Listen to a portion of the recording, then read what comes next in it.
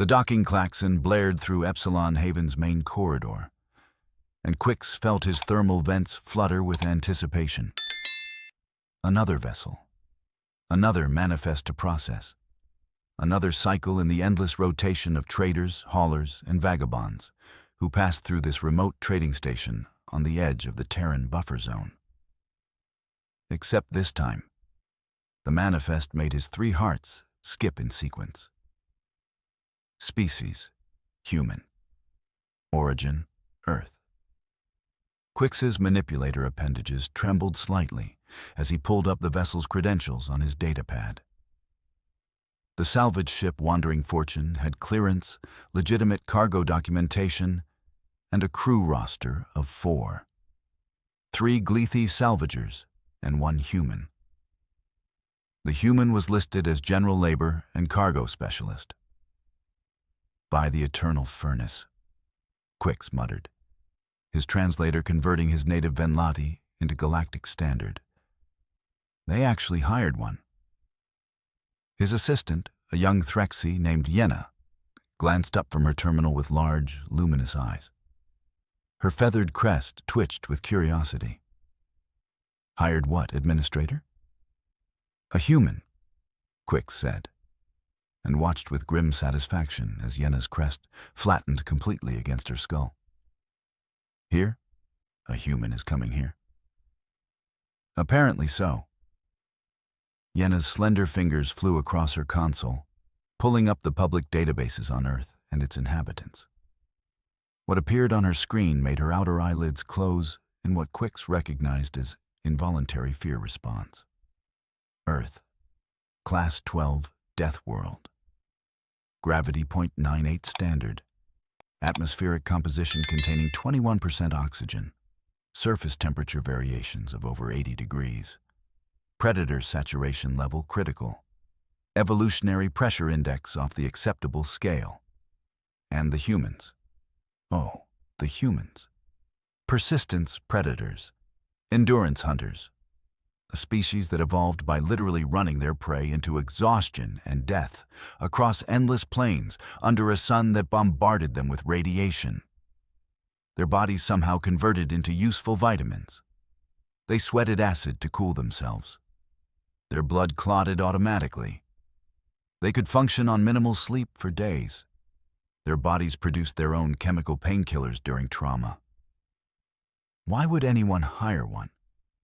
Yenna whispered. Cheap labor, probably, Quix said, though he did not believe his own words. Nothing about humans was cheap. Their reputation alone carried weight that most species found uncomfortable. Process the docking sequence. Standard protocols. Yenna nodded, but her feathers remained flat. The Wandering Fortune docked smoothly in Bay 7. Quix watched the feed from his office as the airlock cycled and the crew disembarked. 3 Liquefy emerged first, their chitinous exoskeletons gleaming under the bay lights, their 4 legs carrying them with the characteristic clicking gait of their species. They moved with the efficient boredom of experienced salvagers. Then she stepped through the airlock. Petra. Quix leaned forward, studying the human with undisguised fascination and carefully suppressed terror. She stood approximately 5 feet and 7 inches tall, shorter than he had expected, with dark hair pulled back into a simple tail. Her skin was pale, almost luminous under the harsh station lighting, and her face held that peculiar flatness that marked humans as descended from forward-facing predator lineage. Both eyes pointed the same direction. Binocular vision. Depth perception optimized for tracking prey. She wore simple work clothes, a gray jumpsuit that looked worn but clean, and heavy boots that struck the deck plating with solid thuds. What struck Quix most was her expression. She looked bored, slightly tired, completely relaxed. A human standing in a galactic trading station millions of light years from her Death World home looked bored. Yenna, pull up her individual manifest. The data appeared. Name, Petra. Age, 24 Terran years. Previous employment, asteroid mining, hull repair, salvage operations. No criminal record, no military service. Clearance level 3. Completely unremarkable, except for the species designation. Quix activated his communicator. Bay 7. This is Administrator Quix. Processing crew of Wandering Fortune for station access. The Liquefy captain responded immediately, his mandibles clicking in the background. Acknowledged, Administrator. We will be here for 6 cycles. Standard resupply and rest. Understood. Your human crew member will need to complete additional documentation. Nothing personal, simply required for her species classification. A pause. Then the captain's amused chittering. She expected as much. Sending her to your office now. 10 minutes later, Petra stood in Quix's office doorway. Up close, she was even more unnerving. Her eyes were blue, a color Quix associated with warning bioluminescence in toxic species. They tracked his movements with casual precision. Her hands hung loose at her sides, and Quix could not help but notice the thickness of her fingers, the blunt strength evident even in rest. You wanted to see me? Her voice was surprisingly pleasant, musical even. Yes, please sit. I am Administrator Quix. I oversee operations here on Epsilon Haven. Petra sat, and Quix tried not to notice how the chair, rated for species up to 300 pounds, seemed inadequate for her. Not because of size, but because of presence. I understand this is your first time on a non-human station? First time off Earth, actually, Petra said and smiled. Teeth. So many teeth. Flat ones for grinding plant matter, sharp ones for tearing flesh. Omnivore dentition, the worst kind. I see. Well, I need to inform you of certain protocols. Nothing discriminatory, but humans have certain reputations in galactic society. I know. Death world savages who should have killed themselves off before reaching space travel. Her tone was light, almost amused. Quix felt his vents flutter again. I would not phrase it quite so bluntly, but accurately. She leaned back, still smiling. Look, Administrator, I get it. My planet is scary. My species is scary. We are built for a world that actively tries to murder everything living on it, and we are very good at not dying. But I am just here to work, eat, sleep, and maybe see something that is not another rock floating in space. I am not going to hurt anyone. I believe you, Quix said, and surprised himself by meaning it. There was something disarmingly honest about her directness. However, I still need you to review station regulations regarding physical altercations, restricted areas, and emergency protocols. Sure thing. They spent the next 20 minutes reviewing documentation. Petra signed everything with a thumbprint, her dermal ridges leaving distinctive marks on the scanner. She asked intelligent questions about life support systems, gravity plating tolerances, and cargo handling procedures. Professional, competent, normal. Quix began to relax. That was when the hull breach alarm screamed through the station. Bay 7, emergency decompression. Bay 7 experiencing rapid pressure loss. Quix lunged for his console, pulling up the camera feeds. Bay 7, the same bay where the Wandering Fortune was docked. A cargo loader had malfunctioned, its automated arm striking a support beam with enough force to crack the hull plating. Not enough to cause catastrophic failure, but enough to create a fissure. Atmosphere was venting into space through a gap roughly 6 inches wide.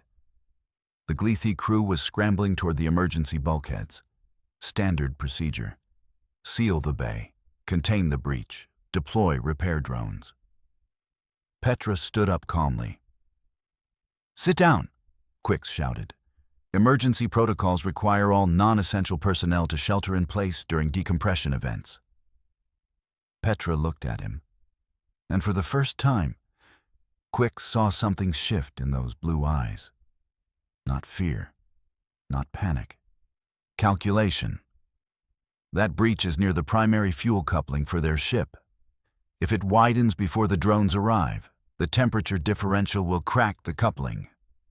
That will cause a fuel leak into a low-pressure environment. The drones will arrive in 40 seconds. The coupling will fail in 30. And then she was moving. Quicks watched in horror as Petra sprinted from his office, down the corridor, and straight toward Bay 7. The emergency bulkheads were closing. She slid under one with seconds to spare, rolling to her feet on the other side. "She is in the bay!" Yenna shrieked from her station. "The human is in the breached bay." The pressure gauge read .4 atmospheres and dropping. Lethal for every species Quicks knew. The cold would be intense. The lack of oxygen would render most species unconscious in seconds. Petra crossed the bay floor in long strides. The camera feed showed frost forming on every surface. Her breath misted in great clouds. She reached the breach, a jagged tear in the hull plating where atmosphere shrieked outward into the void, and she examined it. Just stood there for 3 seconds, looking at the breach and the fuel coupling beside it, thinking. Then she grabbed a cargo netting strap, wrapped it around her left hand, and stepped into the breach itself. Quicks felt his third heart stop completely. Petra stood partially in vacuum. The camera showed her jumpsuit whipping in the escaping air, her hair streaming behind her. Her exposed skin began to redden immediately from burst capillaries. The moisture on her eyes should have frozen. She reached past the breach, grabbed the emergency seal panel, and wrenched it sideways. It should have required 2 crew members and a manual crank. She tore it open with her hands and slapped the emergency foam deployment button. Expanding foam erupted from the panel, filling the breach in seconds. The venting stopped. Pressure stabilized. Petra stepped back into the bay proper, shaking her head like she was clearing water from her ears.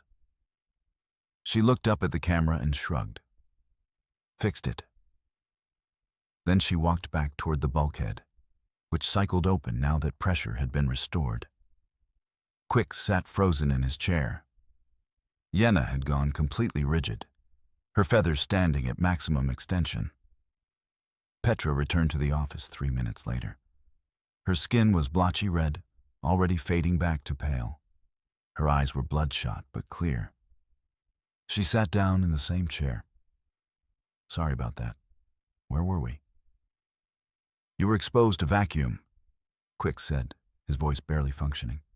"You were in hard vacuum for 17 seconds. 17, huh? Felt shorter." She rubbed her arms absently. "Stings a bit, but I have had worse." "Worse? Worse than vacuum exposure?" "Sure. Ever been stung by a Terran jellyfish? Now that hurts." She smiled again, apparently finding this amusing. "Can we finish the paperwork? I am getting hungry." Quicks completed the registration in silence. When Petra left, he immediately pulled up every file, every database entry, every rumor about humans he could access. One phrase kept appearing in the documentation, translated from a dozen languages. Death World occupants do not view danger the same way other species do. They view it as an inconvenience. Quicks began a new file on his personal drive. Title: Human Behavioral Documentation. Subject: Petra. He had a feeling this was going to be a very interesting assignment. 3 cycles passed, and Petra became a fixture in the cargo handling section of Epsilon Haven. Quicks watched her through security feeds with the dedication of a xenobiologist studying a new predator species. She lifted containers that required 4 Liquefy working together. She operated loading equipment with smooth efficiency. She ate prodigious amounts of food in the station cafeteria, which made the Threxy cooks nervous, but delighted when she complimented everything they prepared. Yenna, despite her initial terror, began spending time with Petra during break periods. Quicks monitored their conversations with fascination.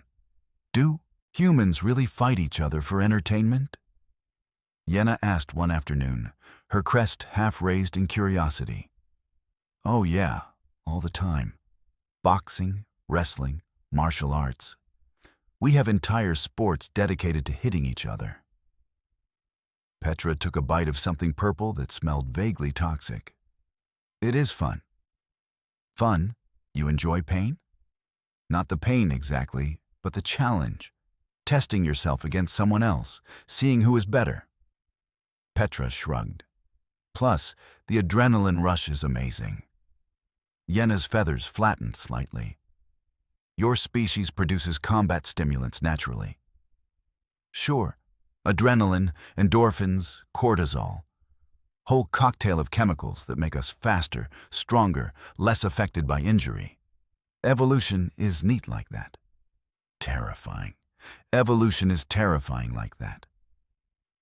Petra laughed, and Yenna actually flinched at the sound before catching herself. But Quicks noticed something else. Other species on the station began gravitating toward Petra rather than avoiding her.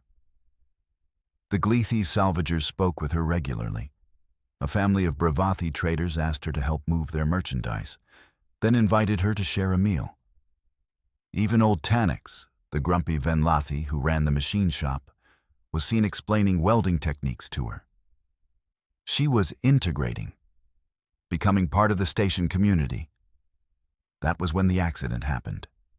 Bay 4, mid-shift, cargo transfer in progress. A shipment of industrial supplies from a Bravathi merchant vessel. Standard materials except for one container. Calvix acid, used in advanced manufacturing processes. Incredibly valuable. Incredibly dangerous. The substance could dissolve through 6 inches of titanium plating in under 4 minutes. The container was reinforced, triple sealed, certified safe by 3 different regulatory bodies. It was also loaded wrong. Quicks saw it happen on the security feed. A loader drone miscalculated its approach angle, setting the container down with too much force on an uneven section of deck plating. The container tipped, struck another cargo unit, and the impact cracked the inner seal. Green vapor began hissing from the breach. The bay erupted in panic. Bravathi workers scattered, their breather masks useless against Calvix fumes. 2 Liquefy loaders abandoned their equipment and sprinted for the exits. The automated safety systems began their shutdown sequence, but the acid was already spreading, eating through the deck plating with audible sizzling. Petra was on the far side of the bay, organizing a shipment of hull repair materials.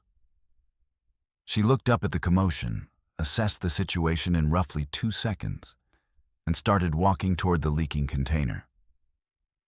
Not running. Walking. Evacuation in progress, the automated system announced. All personnel clear Bay 4 immediately. Hazardous materials breach detected.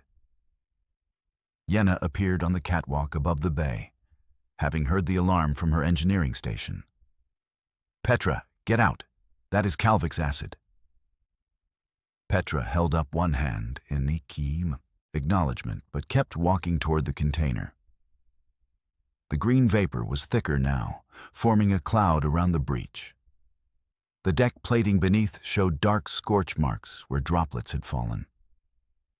She stopped 3 feet from the container and turned to face the observation window where Quicks stood frozen. Her voice came through the communication system, calm and clear.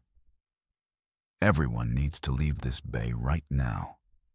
Seal the doors behind you. That was her first warning. Quicks hit the evacuation alarm. All personnel, full evacuation of Bay 4. Emergency bulkheads closing in 30 seconds. Workers poured through the exits. Yenna remained on the catwalk, her eyes locked on Petra. "You too," Petra called up to her. "Go." "What are you doing?" "My job. Now move." Yenna fled. 20 seconds remained before the bulkhead sealed. Petra looked at the container again, studying the growing breach. Green vapor poured out faster now, the acid eating through its own containment with accelerating hunger. She grabbed the container.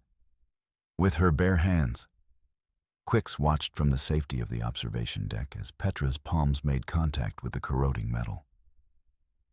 Her skin began smoking immediately, thin wisps rising from her fingers.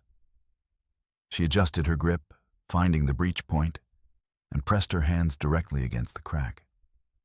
The acid touched her flesh, her jaw tightened. That was the only sign she gave. She held the breach closed, her hands literally melting against superheated corrosive liquid, while the emergency foam deployment system cycled through its activation sequence. 10 seconds. 15. 20. The foam finally erupted, encasing the entire container in quick hardening suppressant material. The breach was sealed. The leak stopped. Petra pulled her hands away from the container and looked at them with clinical detachment.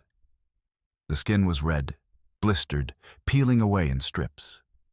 Quix could see exposed muscle tissue on 3 fingers. Any other species would be screaming, convulsing, dying from toxic shock. Petra walked to the emergency wash station, stuck her hands under the decontamination spray, and let the water run over the wounds for the prescribed 90 seconds. Then she walked to the exit, slapped the door release with her elbow, and stepped through. Quix met her in the corridor, along with Yenna and half a dozen other station personnel. Everyone stared. "Medical bay is on level 3, Quix said weakly. "I know where it is." Petra looked annoyed. "This is going to take forever to heal. I'm going to miss my meal break, aren't I?" She walked away, leaving a small trail of blood droplets on the deck plating. Yenna turned to Quix, her crest completely inverted. "What is she?" "Human," Quix whispered. "Just human." The medical report came back 6 hours later. 2nd and 3rd degree chemical burns across both palms and 8 fingers. Muscle damage, nerve exposure, recommended healing time for any species, 4 to 6 weeks with full regeneration, therapy. Petra was released after 9 hours with bandaged hands and instructions to return for follow-up in 3 days. She returned to work the next cycle. Word spread fast. A human on Epsilon Haven who held acid with her bare hands. The story grew in the telling, as stories do, until Petra became something of a legend among the traders and crews passing through. Most found this reputation comforting. A death worlder protecting the station? Excellent. But one crew heard the stories and drew different conclusions. Drell was a Borathian, which meant he stood 7 feet tall and massed 400 pounds of muscle and bone beneath thick gray hide. He led a pirate crew that had terrorized the sector for 8 years. 12 species had tried to stop him. All had failed. He docked at Epsilon Haven during 3rd shift, claiming merchant credentials. His crew of 15 spread through the station quickly, efficiently, professionally. They had done this before. Quix was in his office when the alarms started screaming. Not malfunction alarms, security breach alarms. The feed showed armed Borathians taking control of the main corridor, hostages huddled against walls. Yenna was among them, her feathers pressed flat in terror. Drell's voice boomed through the station communication system. "Epsilon Haven is now under my control. You will transfer all station credits to my accounts. You will open your secure storage, and you will bring me the human." Quix felt his vents seize. "Why do you want her?" "Because a human who can touch acid is worth a fortune to the right buyers. Science labs, military contractors, genetic research facilities. She is coming with me." "She will refuse." Drell's laughter was cruel. She will obey, or I start killing hostages, starting with the pretty bird creature. The feed showed Drell dragging Yenna forward by her arm. She whimpered, a sound that made Quix's hearts ache. Another feed activated. Bay 6, where Petra had been organizing a supply shipment. She stood perfectly still, arms crossed, watching a monitor that showed her the hostage situation. Her face held no expression at all. She tapped her communicator. "Where is he?" "Cargo Bay 2, Quix said. "Petra, do not do anything." She was already walking. Petra walked into Cargo Bay 2 through the main entrance. Not sneaking, not hurrying, just walking, her bandaged hands visible at her sides, her expression neutral. Drell stood in the center of the bay, surrounded by his crew. Yenna knelt beside him, his massive hand gripping her shoulder. Other hostages lined the walls, guarded by armed pirates. Drell smiled when he saw Petra. The Death World girl, smaller than I expected.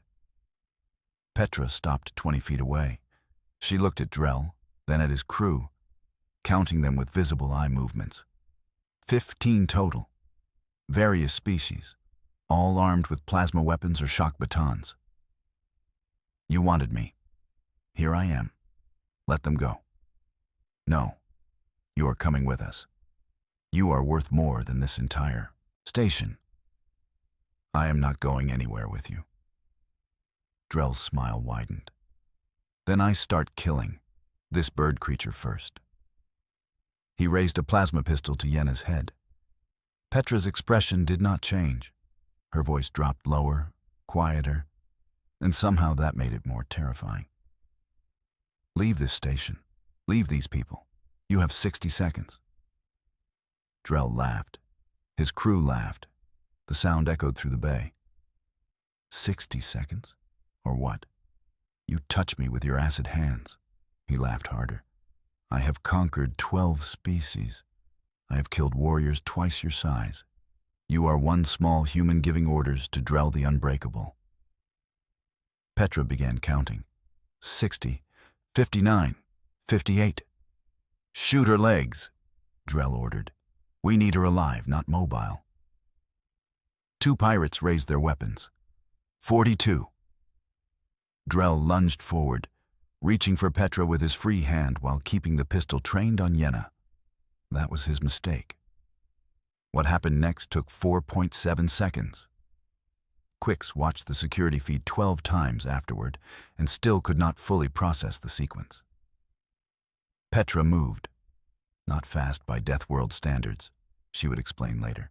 Just fast enough. She sidestepped Drell's reach, grabbed his extended arm, and used his own momentum to flip him. All 7 feet and 400 pounds of Baratheon crashed into the deck plating hard enough to crack it. The plasma pistol skittered away. The 2 pirates with raised weapons fired. Petra was already moving, using Drell's falling body as cover. The shots hit him instead. He roared in pain. She closed the distance to the first pirate in 3 strides. 1 punch. He dropped. The second pirate swung a shock baton. Petra caught his wrist, twisted, and the snap of breaking bone echoed through the bay. He screamed. She took the baton and threw it like a javelin into a third pirate's chest. He went down convulsing. 11 pirates remained standing. Petra smiled. That smile was worse than any weapon. The pirates broke.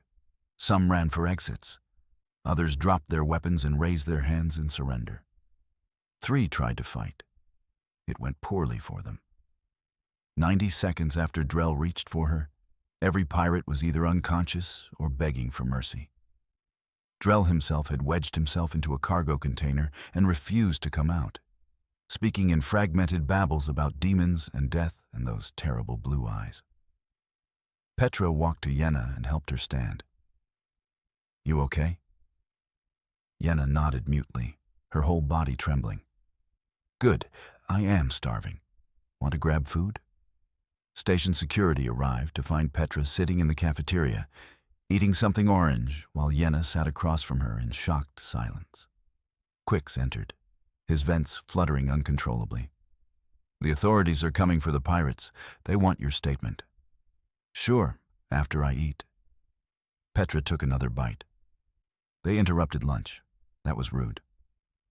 "You fought 15 armed pirates alone."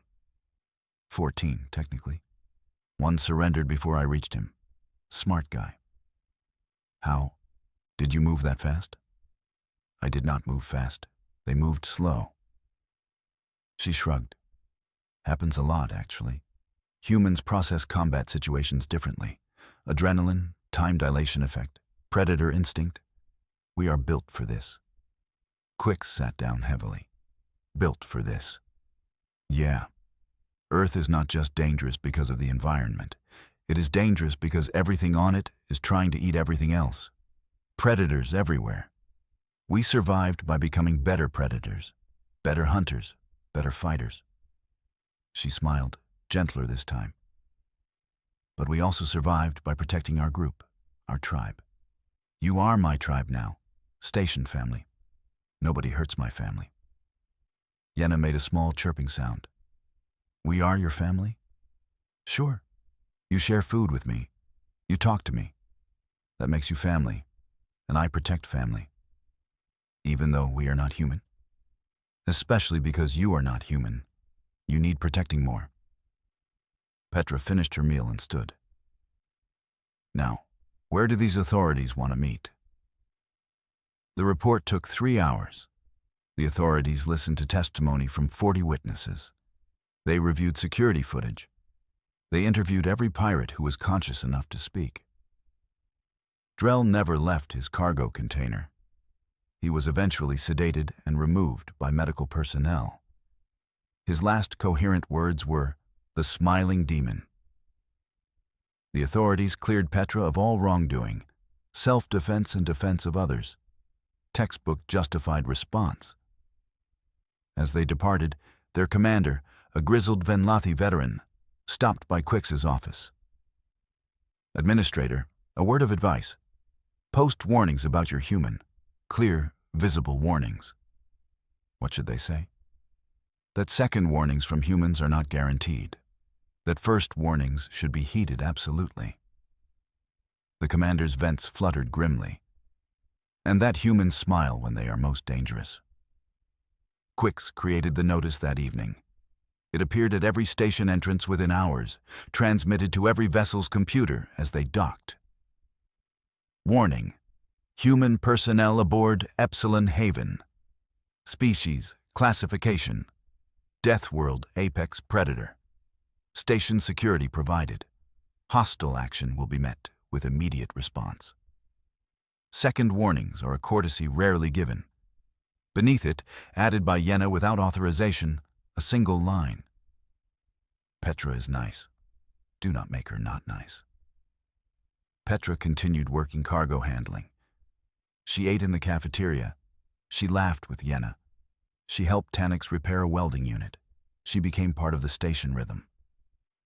But every species who visited Epsilon Haven afterward gave her respectful space. They nodded politely. They never raised their voices. They never caused trouble. Because they had heard the stories. They had seen the footage. They understood the fundamental truth about humans that most species learned too late. Deathworlders do not just survive. They protect. And protection from a human is the most terrifying blessing the galaxy can offer. Quix watched Petra teaching Yenna some Terran card game in the rec area, both of them laughing at something, and updated his documentation file. Final note. Humans are dangerous, yes. But they are also loyal, protective, and surprisingly kind.